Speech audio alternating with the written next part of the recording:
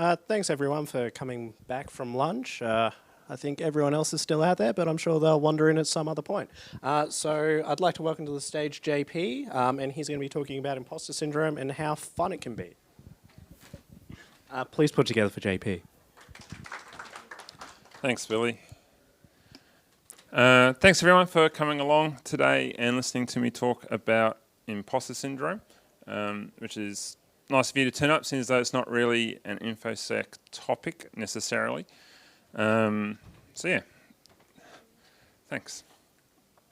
Rightio. So some days at work, especially in my previous life, I feel like this. I'm sure some of you can understand that. Some days I also feel a little bit like this, like I'm a cyber superhero. I'm fighting the bad guys and I'm winning, and I'm wearing my undies on the outside. And some days I feel a little bit like this, a little bit of a fraud, a little bit of an imposter, like maybe I shouldn't really be here doing what I'm doing. So how did I end up on a stage in AusCERT talking to you guys about this non-Infosec thing called imposter syndrome? Well, let me tell you a little story. It starts off with a long drive on a Wednesday night. Wednesday night, there we go.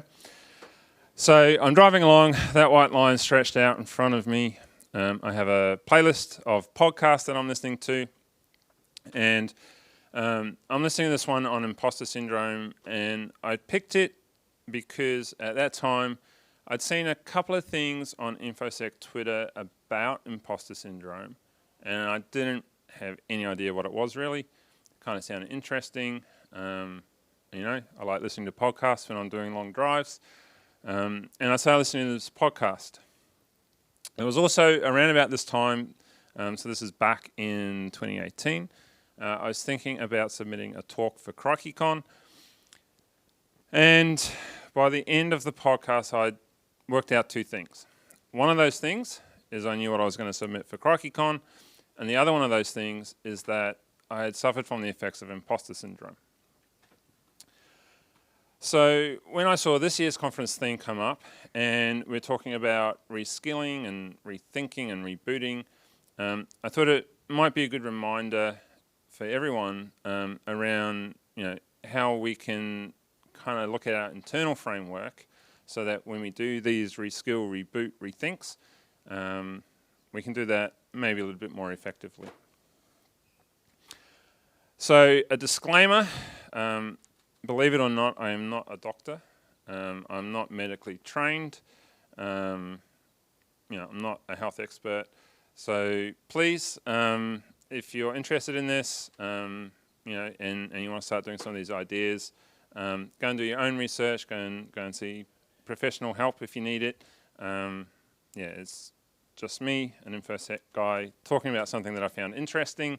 Like most Infosec people, you see something interesting, you do a bit of research on it, and see where that leads you. So it would be pretty cool if imposter syndrome was, you know, a thing that would make you super awesome at red team activities. You know, you could be an imposter over the phone, over email, over the network.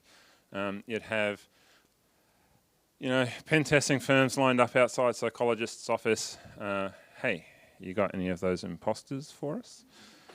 But it's not quite like that. So according to Clance and Owen, so they're the two ladies way back in 1978 who first coined the term imposter syndrome.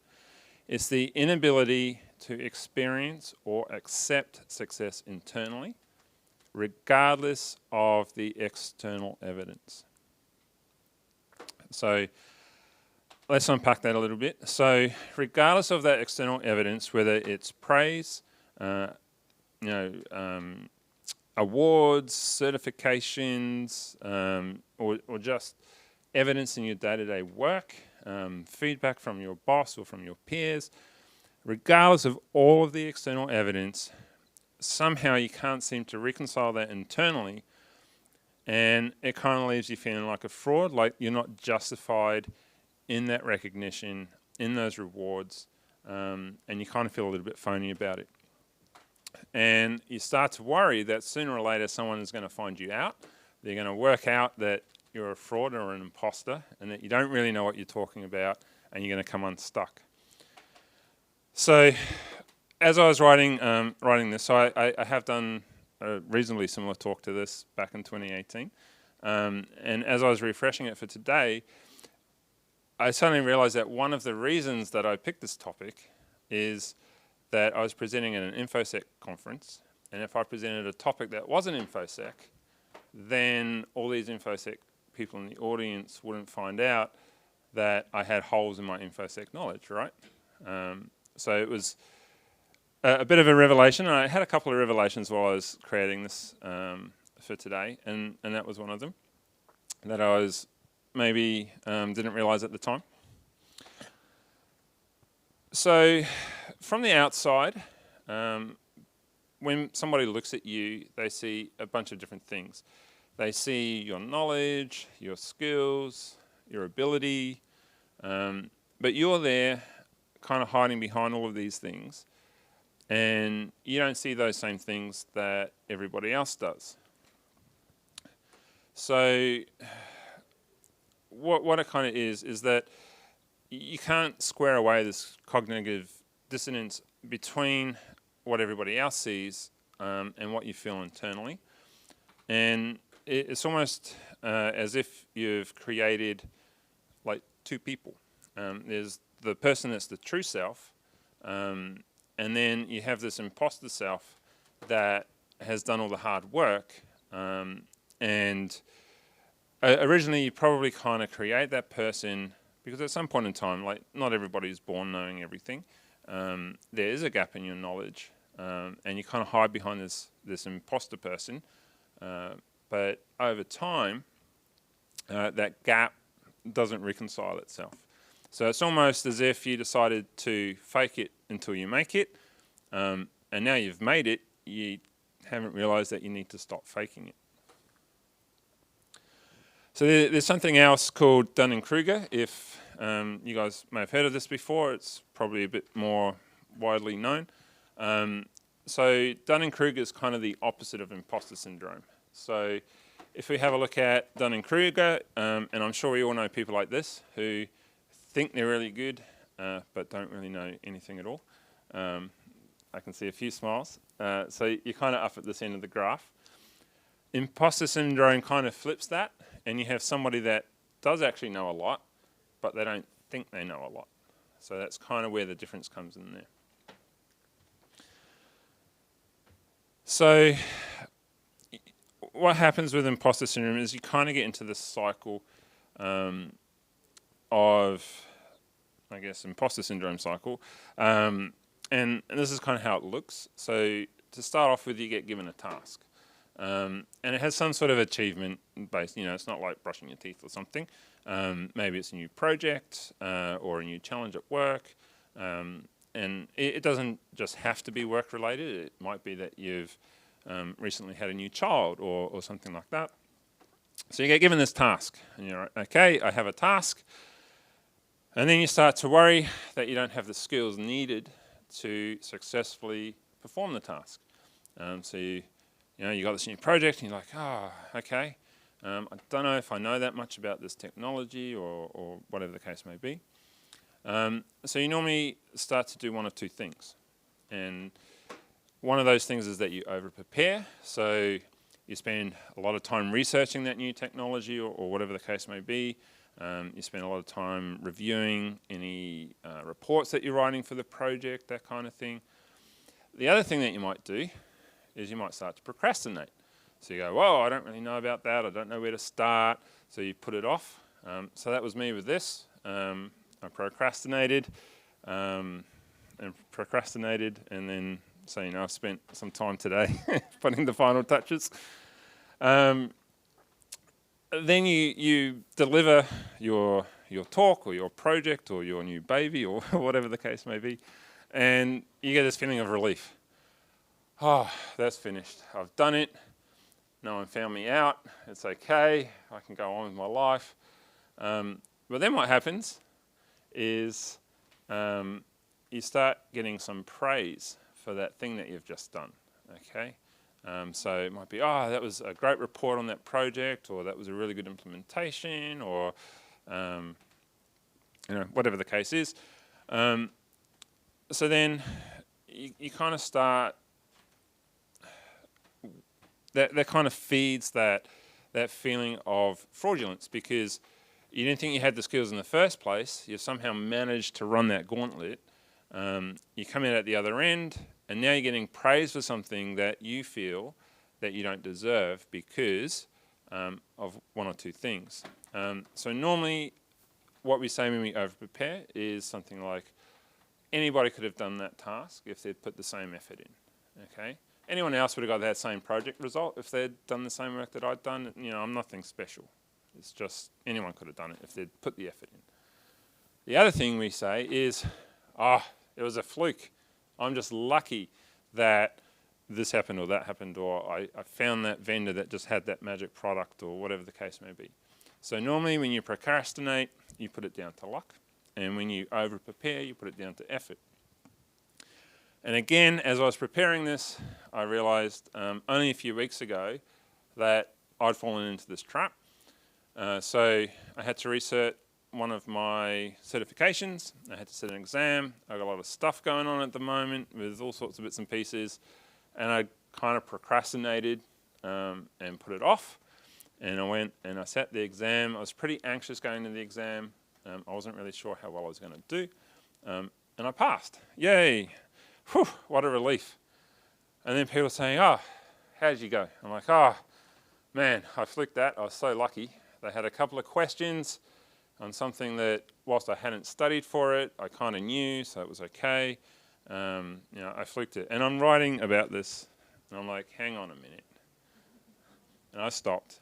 I'm like, actually, I've got years of experience in security as an engineer, as a manager, as a consultant. Maybe I passed it because I actually know something about security, and I just didn't flick it.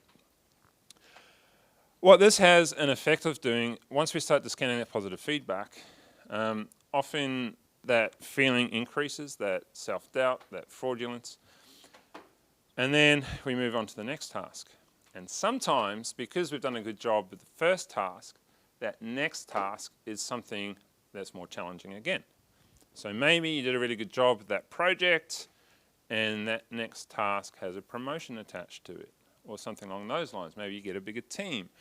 And then all of a sudden you're like, wow, I dodged that bullet, but now I've got this new task, and it's even worse because now I have to lead a team, or I've got all this extra responsibility, or I've got to do, again, I've got to deliver something that everyone's expecting of me. And I don't know how I did it the first time, it was a fluke. And that just increases that anxiety and self-doubt. And then you go around the cycle again, and you kind of end up into a spiral. So, what makes us feel like this? It's kind of odd. You don't think, you can understand running away from your problems. It kind of ties with that fight or flight from, there's a tiger coming, I need to run. But what tiger is going to make you procrastinate or over-prepare for a project? It's a bit odd. Is it just work pressure in general that makes us feel like this? Is it something like global warming, maybe? I don't know. Is it your parents? Do you think we can blame your parents for this? Turns out you actually can. So thanks, Mum and Dad. Awesome work. So how this ties into your parents. So normally there's one or two things. So the first thing is that, maybe you're being told by your family how smart you are, how great you are. So hi, any firstborns, this is normally you.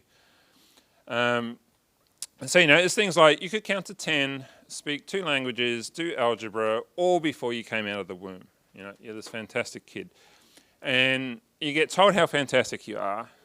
And, maybe you are smart. And maybe these things are coming easily to you, which is great. And you're happy. You're a happy little thing. But what happens is you get a little bit older and things start getting a little bit harder. and it's not as easy as it was.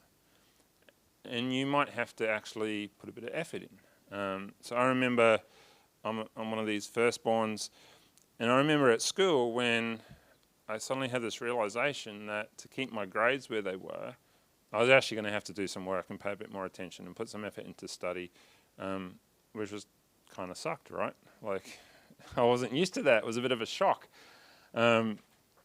So you go, okay, so you start doing all this extra work to keep up with the expectations from your family. And then they keep saying how great a job you're doing. Oh, great job, they find it so easy. And you keep getting told how easy it is for you to do this great job. And you start getting this disconnect because you're being told how easy it is, but you're putting all this hard work in and you're struggling with some things. And suddenly you've got this gap where you think, maybe my parents are wrong and I'm not this, super smart kid that has everything easy. And I don't know, where does that leave you? The other option is that you're not the smart one, apparently. And you get told things like that you're the personality, you're the funny one. Often this is the second sibling or so on. And you get kind of compared to the firstborn and you hear how great they are, but you're kind of told that you're not as smart as they are. But the funny thing is, maybe you are as smart as your brother or sister, but because you're not being told this, you start working really hard to prove that you're as smart as your brother or sister. But the thing is that your parents don't really care because, you're the funny one. You're, the personality or the dancer, the sports person or something like that. So you work even harder and harder to try and prove that, you are the smart one and you can get the same grades as your siblings. And you might be getting the same grades, but you're not getting the recognition for it. So you go, well, if I'm getting the same grades, maybe my parents are wrong. And then you go into that cycle of, well, if my parents are wrong, and there's the disconnect. And then that starts to grow, and you start to doubt yourself and get into that cycle. So who gets impacted by imposter syndrome? So imposter syndrome covers a whole range of different people, different backgrounds, different races, different cultures. It's a universal thing. If you're a human, regardless of where you come from, there's the potential that you could be impacted by this. And the truth is that imposter syndrome is quite prevalent amongst high performers. So we're talking here about sports people, we're talking about entrepreneurs and CEOs and other successful business people. We're talking about medical people, so doctors and physicians and surgeons. And we're talking about educators and academics, teachers and people like that. And also Infosec professionals like yourself. So it's definitely across a broad range and diverse background. So I thought I'd go and find some people that maybe have suffered from imposter syndrome, so we could have a little look at, kind of what we thought about that. So here's someone that you might recognize. A lot of people think that Albert Einstein might be the smartest person that ever lived. Who knows if that's true, but he's pretty clever, I think. But this is what he thought about himself, that he was an involuntary swindler. Not bad for swindling us. But there's that feeling of fraud that, maybe you don't think you're as good as everybody else does. There's some other people, so, Mike Myers, and you might think that Austin Powers isn't that talented, but everyone likes Shrek, right? We've got Emma Watson as well. She feels like an imposter. It's just something she did, Why is everyone giving me this attention? people like J-Lo. Sold 70 million albums and she thinks she's no good. Like, so there's the external evidence that isn't being reconciled internally. So how many people are impacted by imposter syndrome? I thought I'd do a little experiment here. So for the people at home, I don't know if you can see this, but let's say, I don't know, what are we about? This row, maybe here. That'd be about 5% of the room, 10% maybe. So if you put your hand up, those two rows there, put your hand up. So if I said everyone that feels like they have imposter syndrome over this side, everyone else on that side, do we think this would be about where we'd split, 10% on? No? Do we think it'd be a bit lower or a bit higher? Higher? So let's go about 20%. Do we think about 20%? Hands up. So is this about the split? Yes? No? A little bit up. What have we got, about 50% here? So the room's weighted up this way. So hands up, let's see if we've got about 50% of the room. What do we think? Getting closer, a bit higher, a bit lower? Who thinks it would be more than 50%? All right. What have we got, about 70% here? What do we think? Who thinks higher than 70? Yeah. Who thinks lower than 70? Yeah. Who thinks 70 is about right? Nice. So the research that Clance and Imes did, so they're the ladies way back in 1978, it suggested 70% was about the figure. So 70% of all people at some point in their life will experience some type of imposter syndrome. So if you have a think about how many people are in this room, that's a good chunk of us, right? Some research suggests it's around 60%. Other research takes it up to about 80%.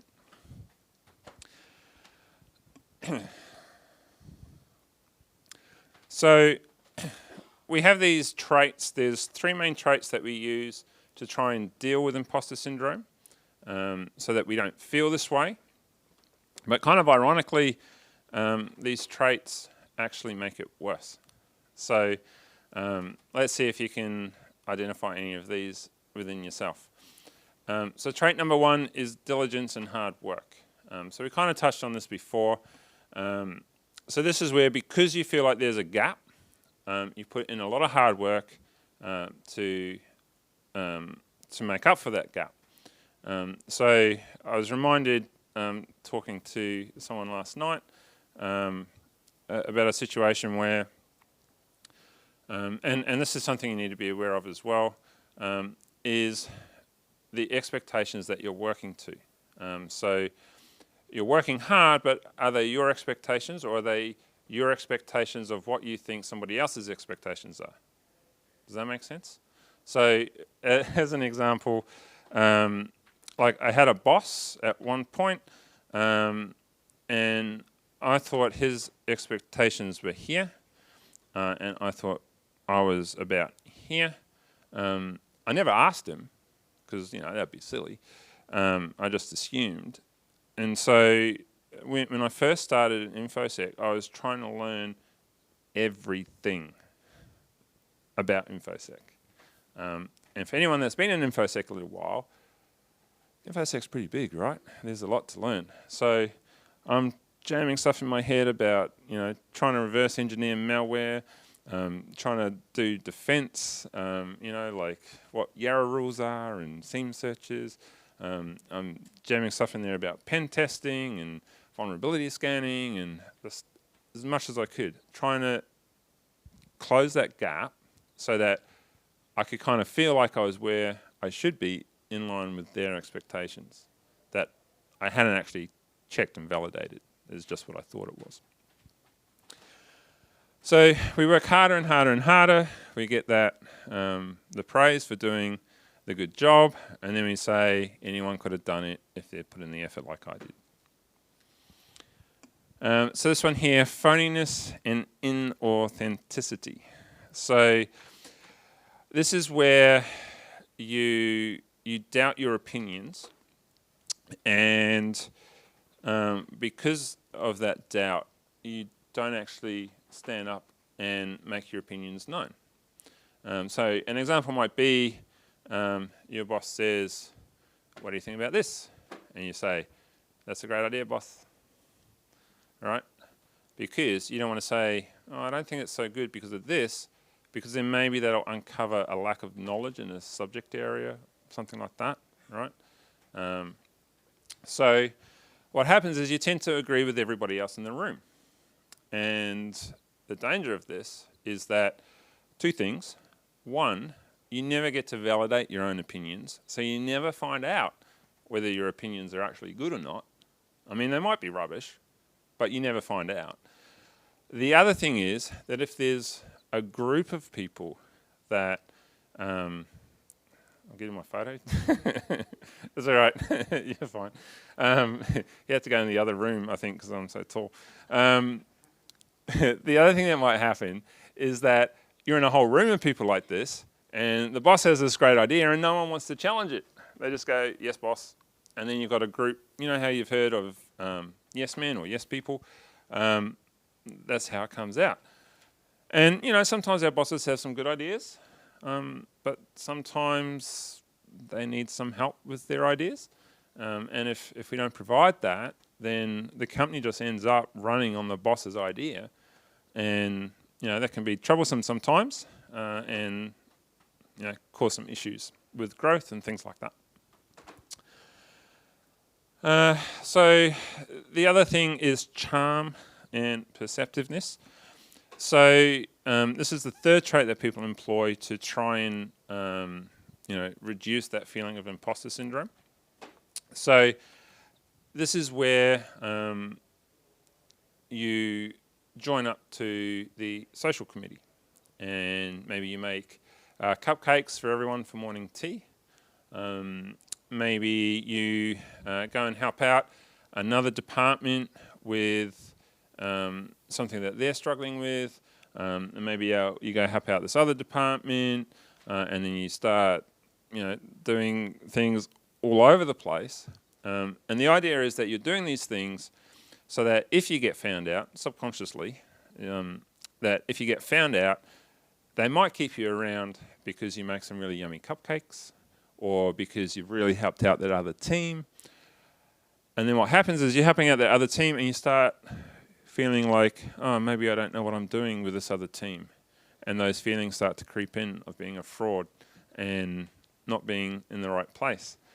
And then maybe you get that with the other department as well. So then you start working even harder and baking more cupcakes, and the cycle continues. So what do we think? Do we think imposter syndrome is bad, okay, good? Who thinks it's bad? Who thinks it's okay? Who thinks it's good? It's all right. You got it right. So it can be good.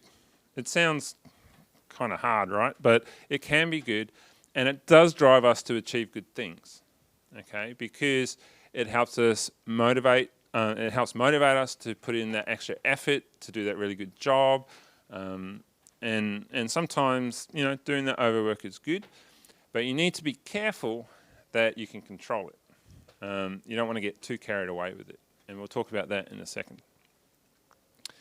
I have got a survey, so I think this is quite interesting. So if you want to jump on your phone and jump on there, so there's a survey. I haven't come up with a survey. It's a Clance Imposter Syndrome survey. So Clance being one of the original people that looked at this. So you can go through, and it's got a scale of, has everyone got that? A scale of 1 to 5, and you can rate where you think you are. So your name won't get attached to this or anything like that, but a bit further down the track we'll have a look at some of these results just quickly and see what we think. Might be quite interesting. So why do I think that this may or may not impact Infosec a little bit differently to other organisations or other industries? You know, does it or does it not? Let's see. So some of the reasons I think that this may impact Infosec more than some other industries is that our industry is quite deep and it's quite wide. There's lots of different components to it. Most people outside of the industry don't realise how big it is, and then you get in there.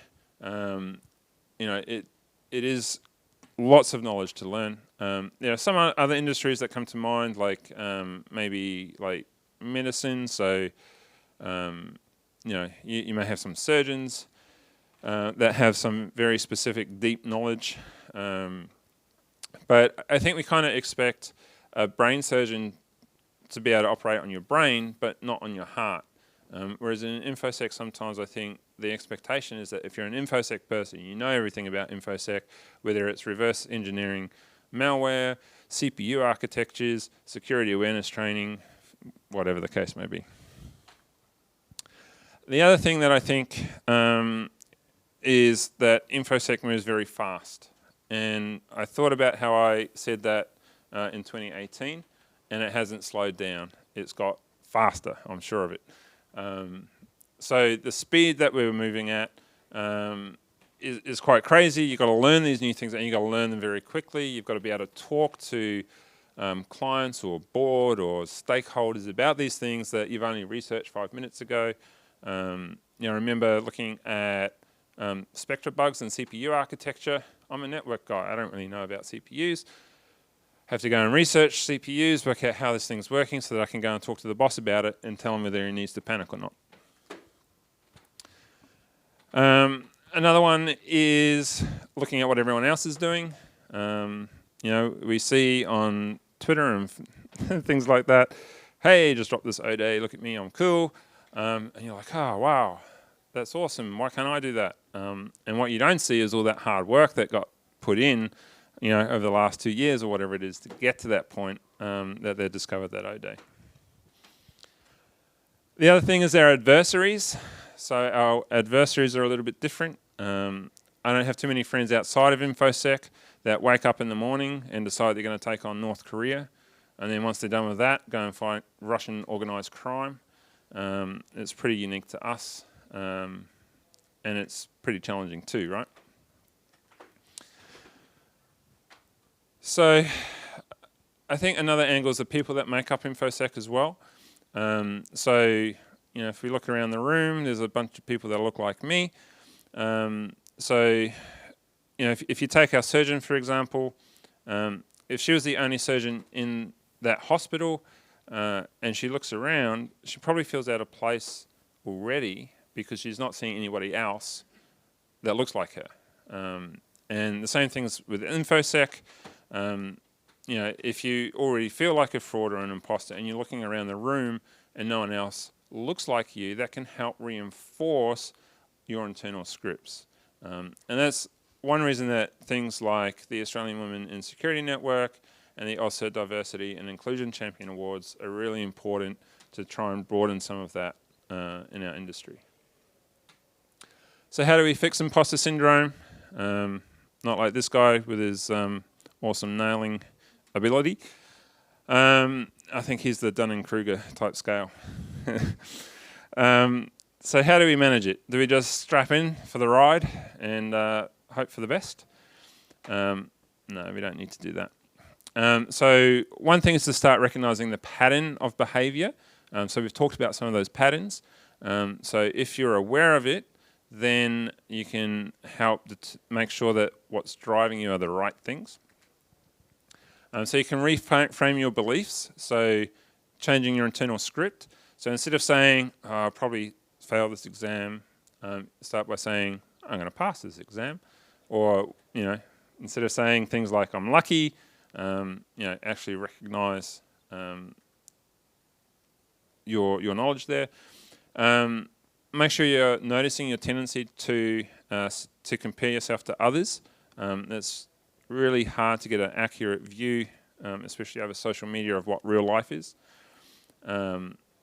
take notes of the reasons for not accepting feedback. So this is, you know, a lot of the time when someone comes up and says, you did a great job, and you're like, oh, it was a fluke, you know, take note of that. Maybe just say something like, thank you, is a good one. Commit to authenticity. So, you know, if you know that your boss likes the storm and you've been telling them that too, maybe it's time to come clean and tell them you love the Titans. Maybe keep lying about that one, actually. They're not doing too great. Talking about it too is one way that you can manage imposter syndrome, and another reason why I decided to do this talk. So if you talk about it with people at work, with your friends, then it helps you think about it and helps you deal with it. So we might have some results. I think I got about 2 minutes to have a look through these. Is that right? Have I got a minute or two? 4 minutes? Ah, perfect. Rightio. So, like I said, these are anonymous results, and it kind of gives you the spread there, and we'll just go through, and you can have a little look here. We've got a bit of a spread, but for a lot of these, they're all up around that 4 or 5 mark. See, hard to accept compliments. Is, you know, a lot of people, it's due to some kind of luck. And, you know, sometimes luck does have something to do with it, but a lot of time it's your hard work that makes that luck as well.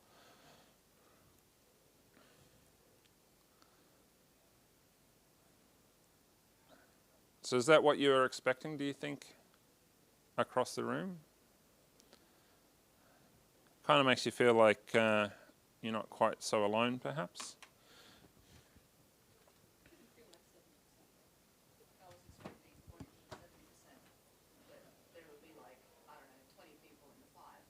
Yeah. Yeah. Yeah. Yeah.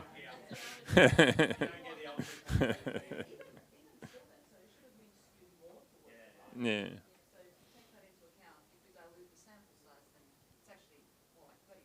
Yeah, there you go. Cool. Rightio. So, in summary, recognise the patterns, reframe your beliefs, notice your tendency to compare, notice the reasons for not accepting feedback, say thank you is a good one, and commit to authenticity, and also discuss with others.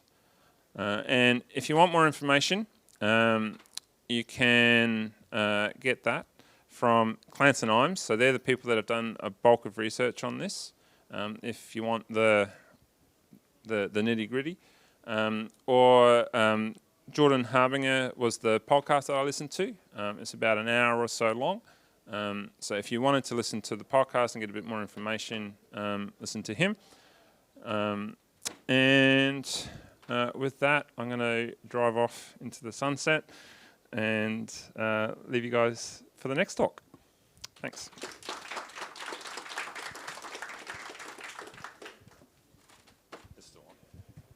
Thanks for that, JP. We have time for probably 1 or 2 questions, if anyone in the audience had one. Yep. Thanks, JP. What advice would you give to managers or supervisors or leaders managing people who might feel they have imposter syndrome? That's a good question. So I think being aware of it is one thing. One of the suggestions from the podcast was, as a manager, you can facilitate discussions in the workplace without necessarily singling someone out, but just in general, so that people know that it's a thing and you can help develop them. But it is hard because at the core of it, it's, as a manager, you're giving that external feedback that person can't correlate. internally, right? So I think it's not an easy thing just to say, pat them on the back and tell them they do a good job. But if you can find a way within the workplace to talk about it, so that people become aware of it, then I think that's probably the best way. Sure. But I find setting the expectation within easy reach. So when you say to someone something abstract, like come up with best practice, they're going to stress and spend hours. Whereas if you say I want 3 sentences and it has to be abstract that you can't spend more than half an hour, then I hope that helps people sort of not take so much on themselves. Oh, I don't know the answer to this, and it's going to take me days to research, and I don't know what to do. Yeah. So if the expectation is that it's going to take half an hour to do the research, then you don't hopefully take as much of it on. Please give it up for JP. This one's for you. We'll be preparing for the next talk at 2 o'clock.